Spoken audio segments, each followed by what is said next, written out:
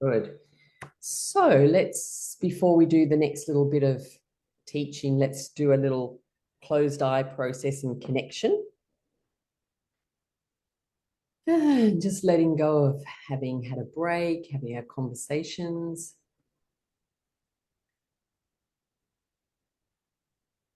And just breathing in from above, breathing out all over the body.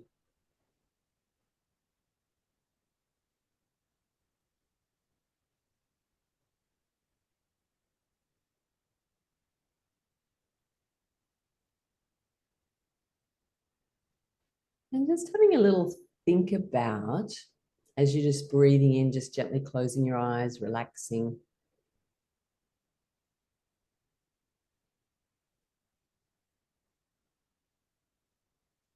Just contemplating what happens when it's a sunny day and you're standing in the sun. You can feel the sun on your face. And there's just garden in front of you. But if you turn around and look over your shoulder, there's a reflection of you on the ground. It's like it's your shadow and it's behind you.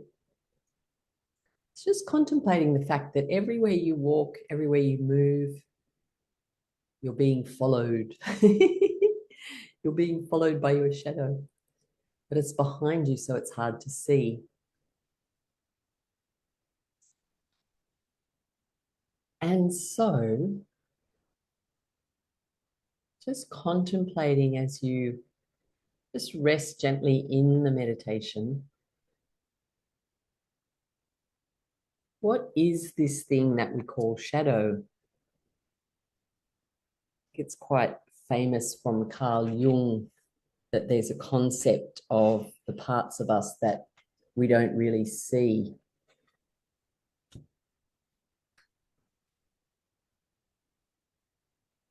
And within that part that we don't see of ourselves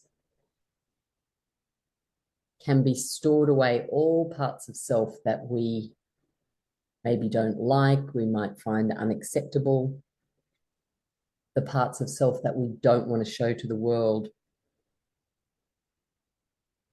And it's known in psychology as this part of ourselves that we are resisting, we're not owning, we are not facing, and we're often not even aware of this part of self.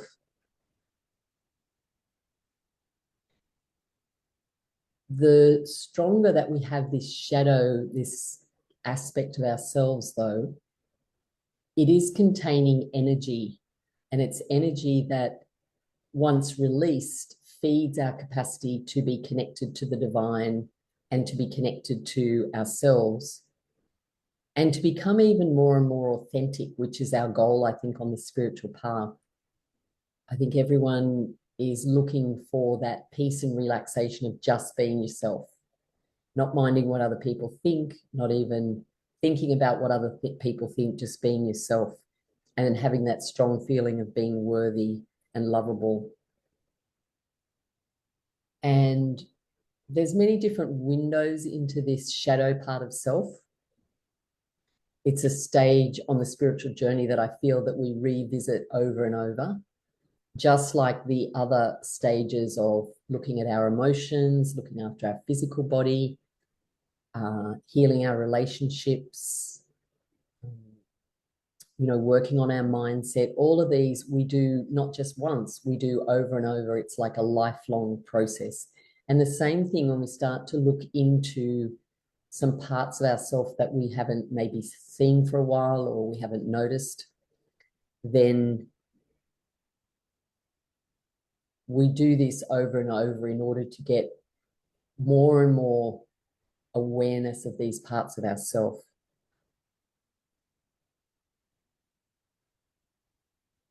And often on our spiritual path or even on our healing path, we might be aware of feeling a bit stuck about something, and we're working on, maybe I'm not calling a client that I should be calling, or something not producing some document that I know I'm supposed to be doing, and I'm aware of the non-action, but I might not be aware of everything that's underneath it. So the more that we go into these more hidden parts of self and liberate the energy, then the more freedom there is to move forward on things where we might be stuck.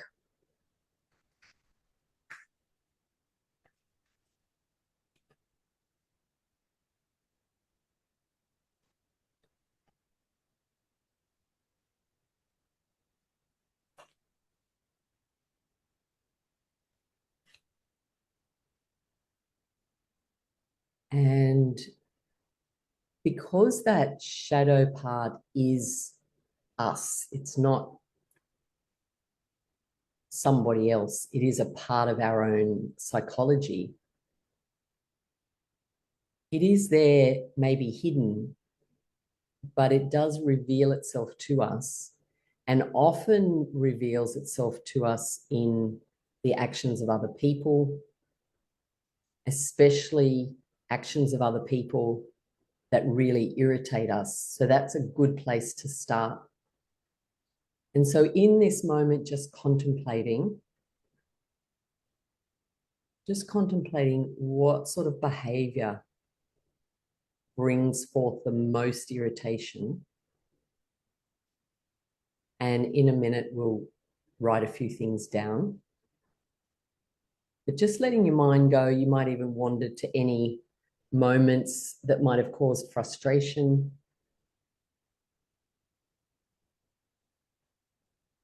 any people's behavior that you might have seen. Could be sometimes something that someone says in front of you, or you see it in social media and you really just get quite stirred up about it, thinking this is wrong, this behavior is not good. And usually there's the thought, I would never behave like that. I would never do that. So just let your mind wander over and see what pops up.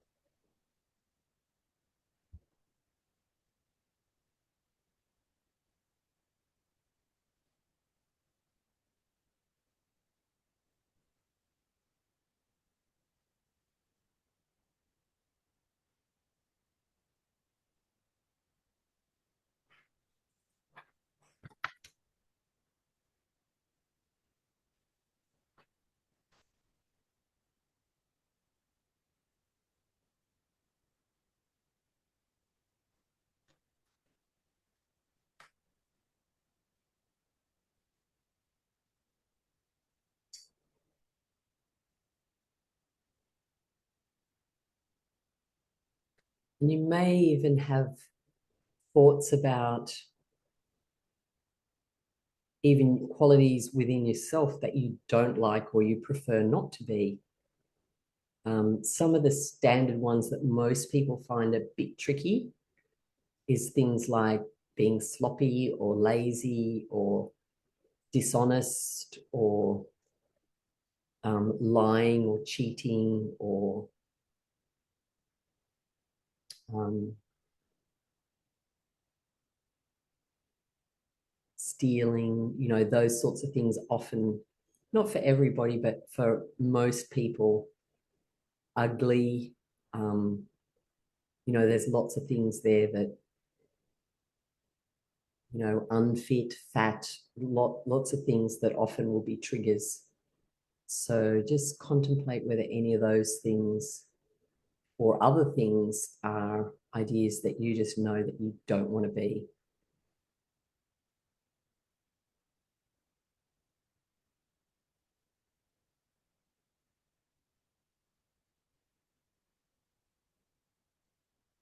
And the reason why it's good to just explore and look at all of this is that if there is something that I don't want to be, so if I don't want to ever be a person who lies, then if I was in a circumstance where I told a lie, I would feel really bad about it. There'd be a lot of negative emotions, a lot of shame. And so those emotions, of course, are low on the vibrational scale. They're going to pull back my spiritual growth. Whereas if I come to a place where I go, well,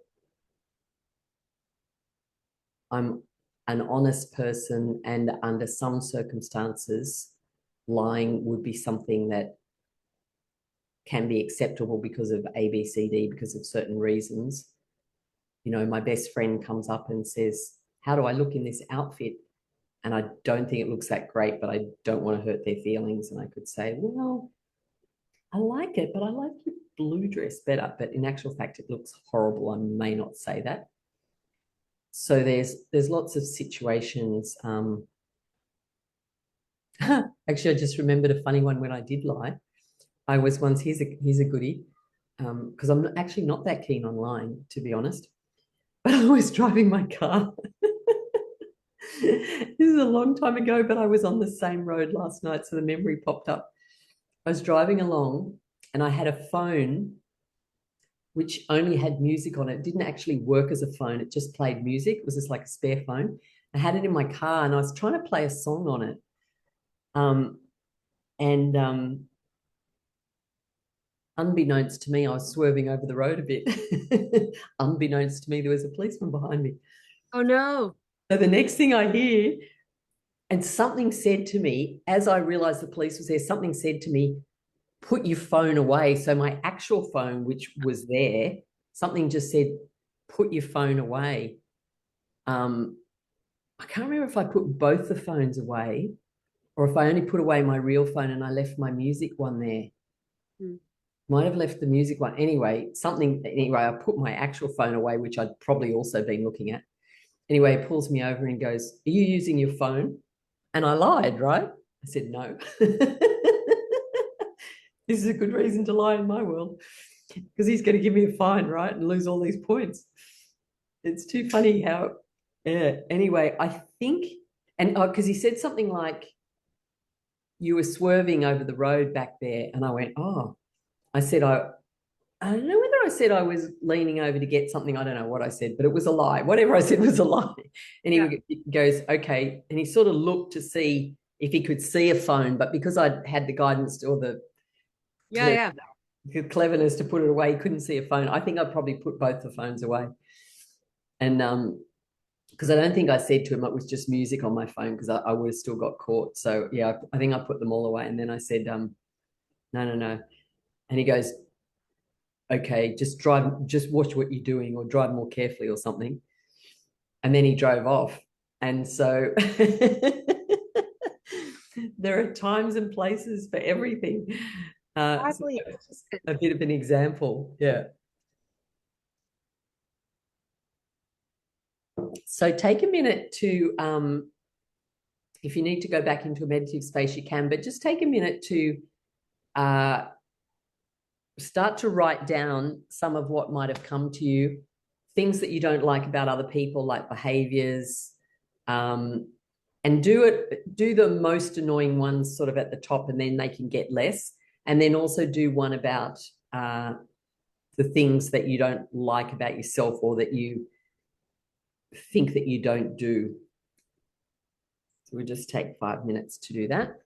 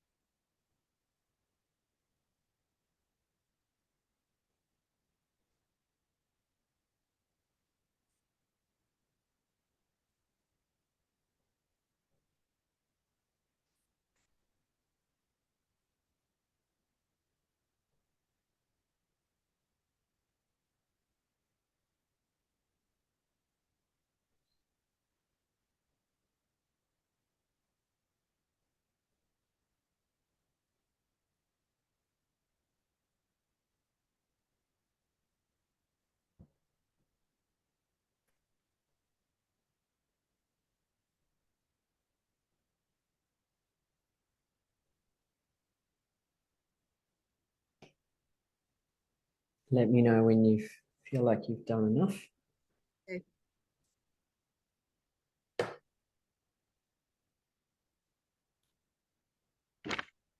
Yeah, it's funny. It's hard to find the ones that I'm like really intense about. Yeah. And sometimes it only comes up with um, someone else's behavior, or you just see something and it really gets to you, but then it can kind of go out of your mind.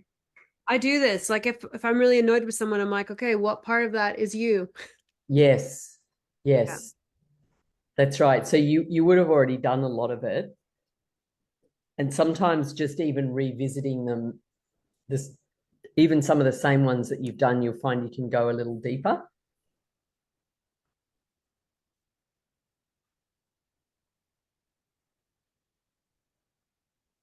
And I was wondering whether the whole thing going on with the cat was some shadow thing playing out. Yeah, absolutely. So then you can start to think about, when you think about what's going on, what are the words or the behaviors that come to mind? Like, Well, I've thought about this recently because um it's to me it's about he's feeling unsettled and unsafe. mm, And so I feel super unsettled because I don't know what's going to happen with work. I yeah, feel safe in here, but maybe not safe on what's going to happen in the future. yeah. So I've definitely been thinking about this a lot with him, for sure. And then even on a surface level, it's like,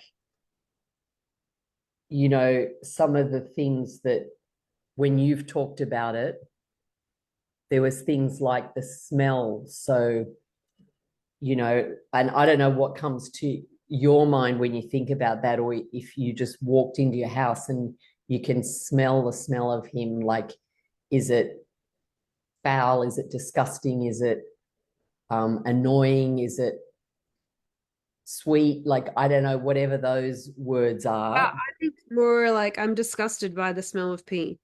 Yeah. So disgusted by that particular smell.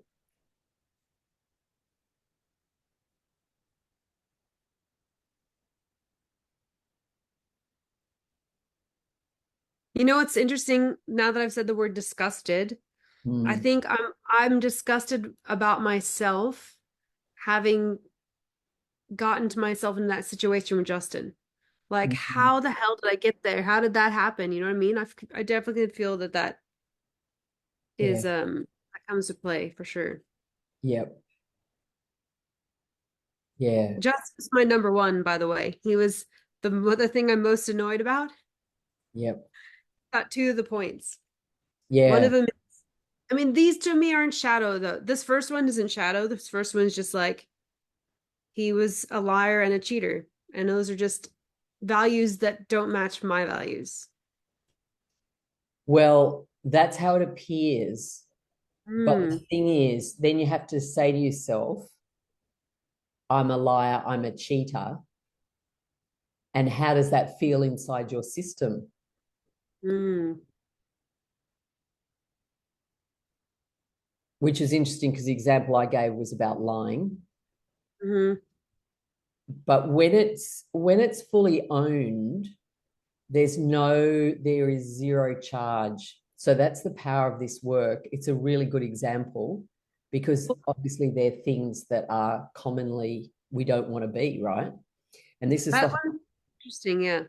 this is the whole point about the process. So if we just take the lying, Mm-hmm. if I say to myself, well, I'm not a liar, then the possibility of me being a liar is locked away in a box inside my system, inside my energy field somewhere, because it's a part of humans that does exist.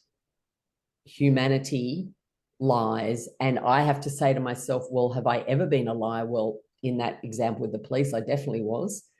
Definitely when I was bringing up my kids, I used to tell lies about, I don't know, no, we don't have any chocolate when there was chocolate hidden in the thing, or whatever it was. Yeah, so it doesn't have to be in the same context that he's doing it. No, Yeah. it won't be in the same context. What it's about is that's the mirror. The emotional reaction tells you the size of your owning or not owning it. So if you were to think about yourself as a liar, for example, if I go, well, I'm a liar. Now, if that doesn't upset me, if I just think, yeah, there's times when I Mm. think it would be better to lie than not, if that doesn't upset me, and if someone, this is probably the test, if someone lies to me, does that upset me? I would say probably yes, it does. So that would give me an indication that I've maybe accepted, I don't know, 60%. Because if someone lies to me, it's not a massive, huge thing, Yeah. but it's definitely still a bit of a, like, I can feel that if that happened, I could feel a charge. So that would tell me that I haven't fully owned that. Mm-hmm. So then the process is, well, there's a few different ways you can do it. It's like you can literally be saying it to yourself, like, I'm a liar. I told that policeman a lie. I'm a liar. I'm a liar. I'm a liar. I tell lies when I want to, and I tell the truth when I want to. Like I could speak about that to myself until I get to the point where there's no charge. And then I can also look at, well, what are the stories? Because I definitely know, and this is interesting, we're talking about lying. When I was growing up, I can definitely remember a big incident, a couple of probably lots, but there's one that stands out where I got into a lot of trouble for having told a lie about something that I said I had permission to do that I didn't. It was to do with a friend going somewhere to her house, and she, told my parents, no, I didn't give permission. And then I was kind of confronted with, well, the going to the house thing was one thing, but the fact that I'd lied about it was almost like a worse thing. So then it becomes, what's the story that you might tell yourself about lying? And in that particular situation, it was like, well, if you tell, this is the story that my, however old I was, I can't remember, maybe 12 or something. The story then might be, well, if you tell a lie, people won't like you. You're going to get into trouble. You're going to be punished. Um, Bad things will happen. People won't like you. You won't have any friends. I could go on about whatever the story might be. Then I need to say to myself, well, this entire story is made up. Like I've just made that story up. Because if I told most people that thing about lying to the police officer, everyone would probably laugh and go, good on you. That was lucky that you had your intuition switched on. And they'd go, yeah, good on you. Oh, that was great. Gee, good lie. So the stories, we just make up the stories, but it's in the making up of the stories that it collects all the charge.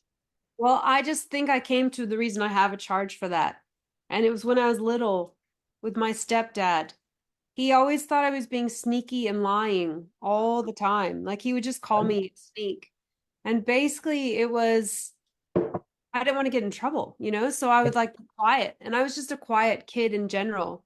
And Yep. so then I just started getting paranoid that I'm sneaky or lying because he would just tell me that I am. That's And I'd it. be like, but wait, no, I didn't even do anything. So that to me, I feel like that's interesting because Justin also has energy about what my stepdad had about that. Interesting. That's interesting. So that's great. That's even better because it's like you're being accused of lying and you weren't. So that's like doubling it, right? So then you start to think about, well, that's like being falsely accused, but also you start to undo the story. So you can say to yourself, well, what's the story that that you've told yourself about that? And then you start to undo the story. Yeah, that's cool. Yeah. Another one I have, and this probably goes to my mom now that I'm thinking of this too, is uh Justin will often say things like he has some grand plan and he has zero follow through. He Mm, doesn't he'll talk this talk and then won't follow it up. And that drove me nuts when we were together. yeah. And I recognize what this within myself anyway. Like when if I say something to someone and I don't do it, I feel really bad. I feel like I have to explain to them like why I didn't do it, or it's coming, but it's not, just like on hold for now. But I Yeah. can't leave it. I know that I can't just leave it and be like, I've told this person that, but I'm not going to do it. And Yep. I totally have the same thing. Yeah, I totally have the same thing. It's got better, but it's definitely still a charge. And then it's kind of like, oh, well, they're just saying that they're not really going to do it. And then that's right, becomes the same thing with yourself. Well, then it's about, well, bringing, first of all, the awareness in. So it's like, oh, okay. But then there's the next step of the process, which is about, well, how do we liberate that by going through the process of owning and accepting each one? And I think you take each one and find the good things about it. So a positive thing about not doing what you say could be what I can think of one in my cases, but what would you say in yours could be a good thing about not doing what you say? it wasn't the right time, or it wasn't fitting for that time. Not, instead of forcing something, you've just looked at the bigger picture. And what about if you had said you'd do something, but you didn't really want to? You were saying it because you felt maybe pressured by someone else. Yeah. Then not doing it is actually respecting yourself. Yeah. So that's, as sensitive people who might feel, someone's inviting you to do something or you're feeling some sort of obligation. And then what about you've just changed your mind? You don't want to do it anymore. Yeah. um, you find out some more information that means that, like, let's just say you were going to run an event somewhere and you said you were going to do it and you told everyone, but then you discovered that the venue had some problem that was going to make the event unsafe. Yeah. Well, then it would be a very good thing to not do what you had agreed to do. Yeah. So that's kind of how you unpack it. The first way is to find the benefits of doing it. Then also just to be acknowledging and saying to yourself, well, yeah, this does bother me. And I do this thing. And then to look for the stories. And then when we do, if you do come up with some stories, like I was coming up with that one of that event, when I said the lie about this permission thing. Those sort of things, we can work on those individually with like the soul retrieval process where we go back to the event and find the value. So Mm. keep a note of if there's any memories pop up where it's like, oh my gosh, like as you say, that one with your dad's probably a classic Yeah. where he's saying you're sneaky, you're sneaky. Um, did you have any other? I was trying to think what was one of my other ones. Oh, we said cheating, didn't you? Did you say cheating before? Yeah. So that's got a whole range of things to it, doesn't it? And again, you got to start to look at why is cheating a bad thing? It's usually only because of beliefs and systems and society says honesty's good and cheating's bad. I think for me, it's more of lack of communication and not being honest and not being your authentic self, right? Yeah, If you're doing that, you are hiding something from somebody else, which yeah, then you have to make up stories about because you have to keep a lie going about where you were, what you were doing. And that takes you away from being authentic. Like instead of just saying, I'm attracted to this person, I'd like to be with him. Or in Justin's case, it's more of like, I feel insecure and I need security from women liking me. yeah. Well, that's right. Like there's all sorts of reasons why it all plays out. But really, the person is just kind of the mirror to us Mm, of showing us what these things are.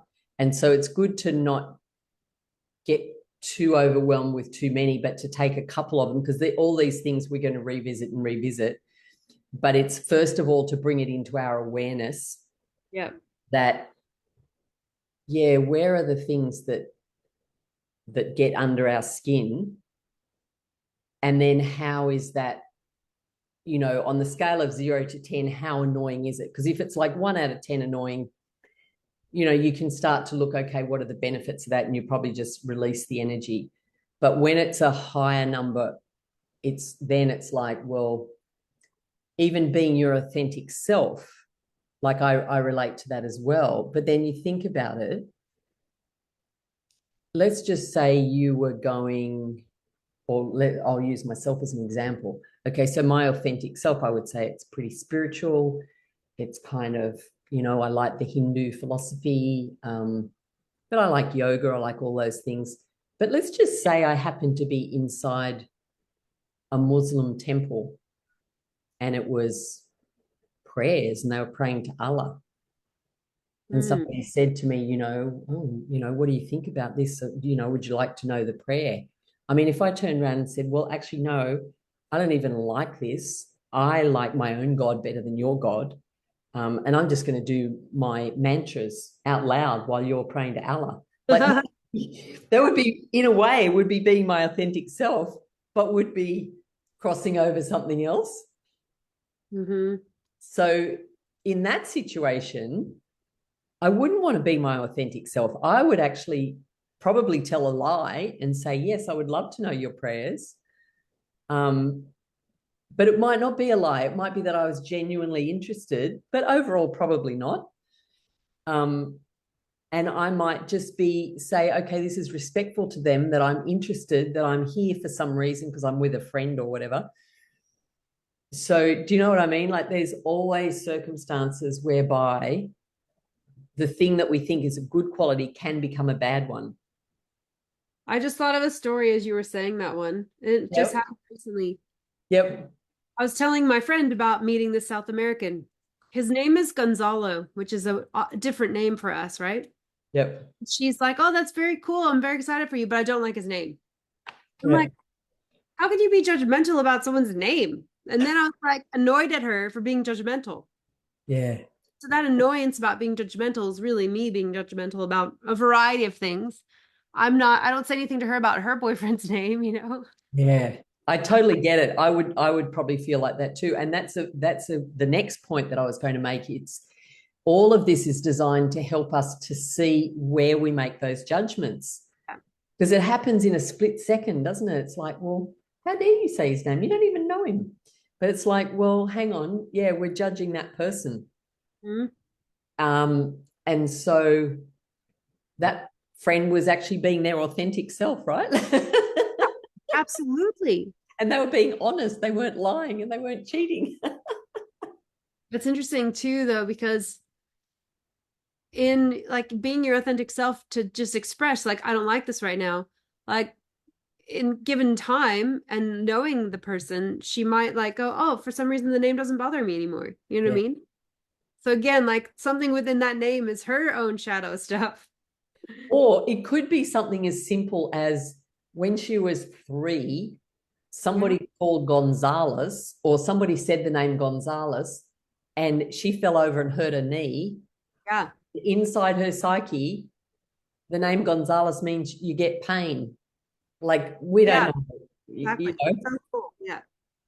So that's the cool thing when you start to kind of loosen all this up and Mm. go, well, we don't know what's going on for people. And it takes a minute. Like we're so quick to judge. Like someone was behind me. This is a thing that annoys me, which I haven't quite got to the bottom of.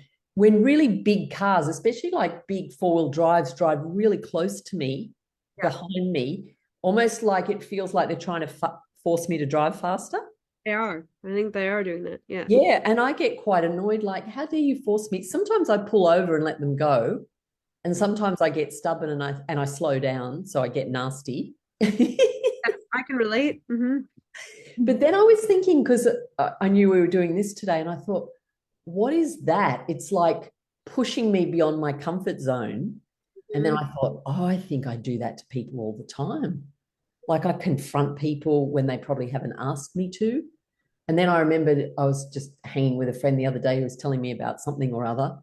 And they were applying for a job or something. And I said, oh, well, do you want the job?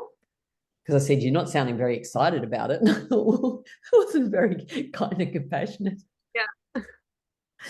So I was definitely, and I felt, because like the super sensitivity, I felt her really be quite hurt. And then I was like, damn, I'm sorry.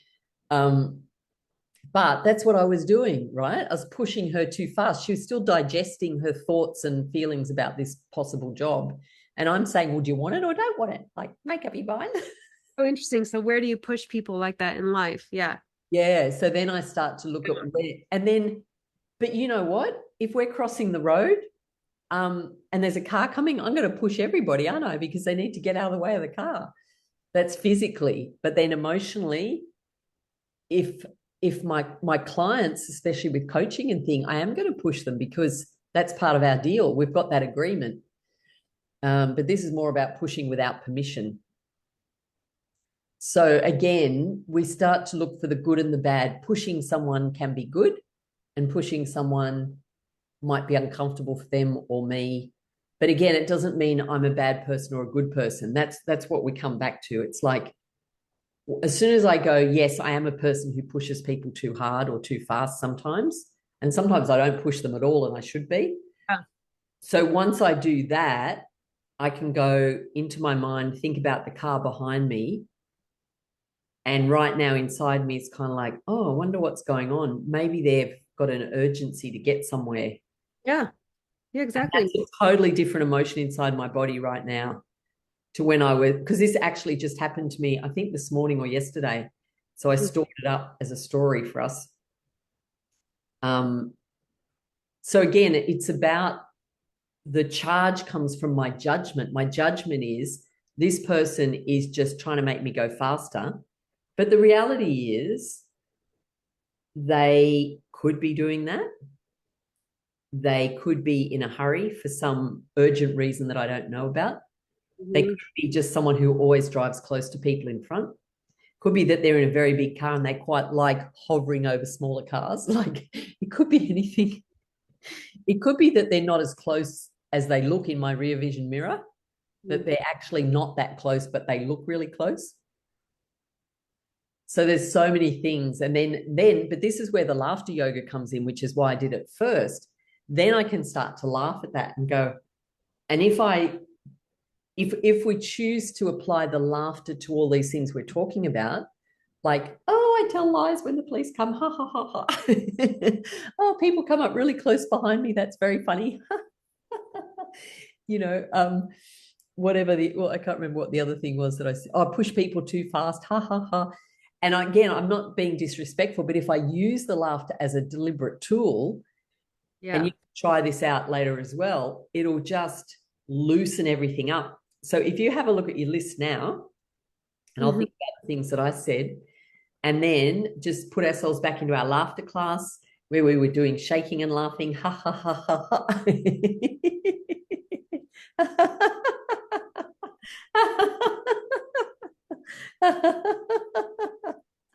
And then a big breath in, breathing all the way out and laughing, ha ha ha ha ha ha ha ha.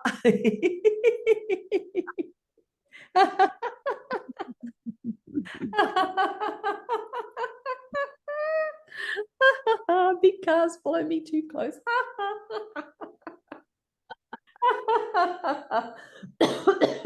Oh, your cat pees everywhere.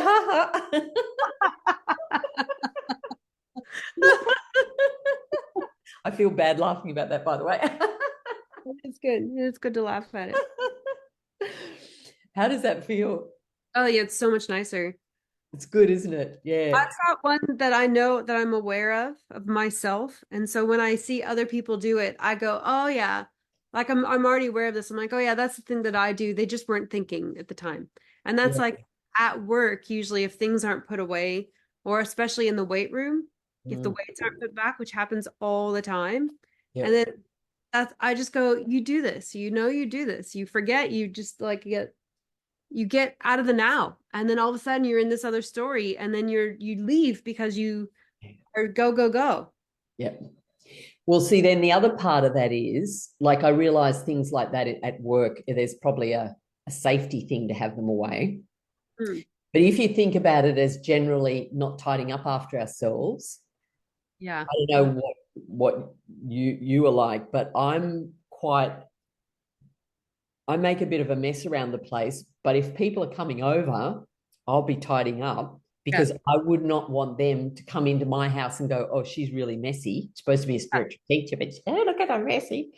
And I can remember a time when I was getting someone to come into my house. This is a long time ago. This is probably 10, 11 years ago. Someone was coming into my house to help me do something. Can't remember what it was. Oh, I think we needed to clear some stuff out of the drawers. Like we actually need to do a bit of a throw out. And I couldn't get myself to do it. So I thought I'll get someone to help me. I was in this panic of trying to tidy the drawers and put everything away. And then I paused myself for a minute and I went, oh my God, I'm totally ashamed of having mess and it has to be hidden. And Mm, it's like this massive awareness. And that broke that thing then yeah. where now I don't have that. Like if someone came and my house was messy, I would probably just move a few things, but not even mention it. And I'd just like relax and go, okay, like we've Yeah. come. Well, with my neighbor, her house is immaculate. Like you walk in, I feel like I'm in a hotel every time. Like, Oh, how wow. do you do this? This is not me. I know this is not me. Yeah. And then I don't necessarily feel bad about my place, but I can go, okay, your place is different. You are, more cluttered, Yep. basically, thing. And I have to be okay with that. Yeah. Well, see, then it comes down to like for me, then it's all about, again, the judgments. It's like, is being tidy better than being messy? Yeah. I would say inside my system, there's still a little bit of judgment. Like if I walked into someone else's place and it was super messy, I would definitely be thinking, oh, they're messy. But there would still be probably a bit of judgment around that. So if I'm judging messy, I'm still saying I can't own the fact that I'm Miss Messy. Yeah. So then, because gets very subtle, then I have to go, okay, what's a good thing about being messy?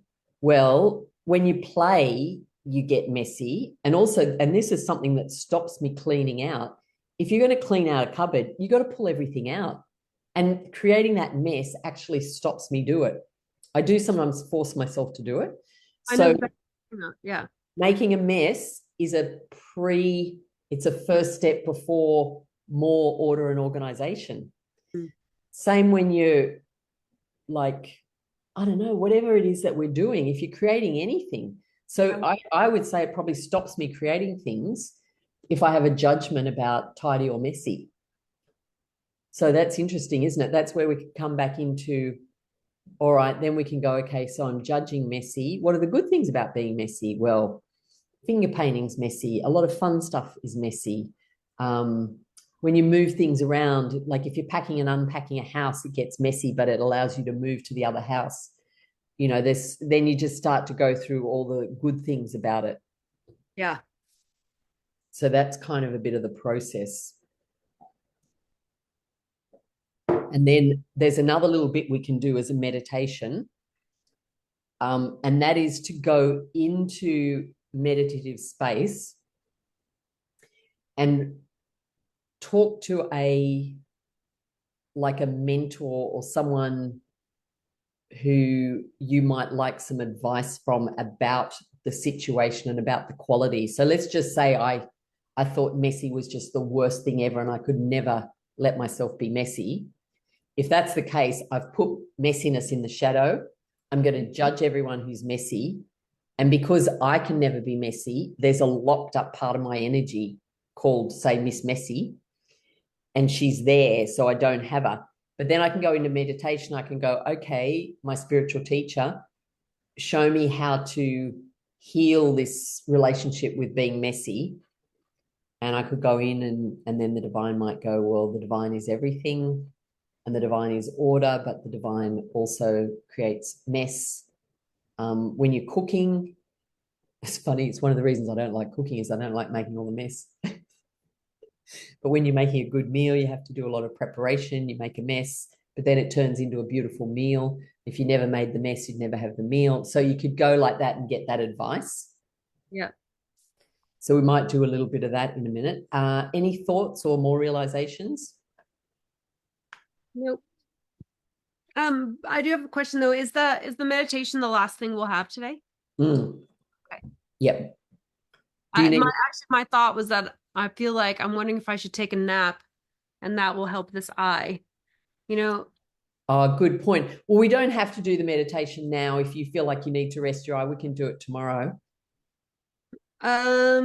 yeah, that might actually be good if we could do that. Just because it's Yeah. so irritating, and I feel like if I try to meditate, it might just bug it more, and Yeah. then I might need that rest, and that's And you can do it if your eye feels better or even in the morning. I think you understand the concept of what I'm saying. yeah. And basically, like I said, I would be, if I just demonstrate it for a minute, I would go into meditation and I would just relax myself, take myself to a beautiful location.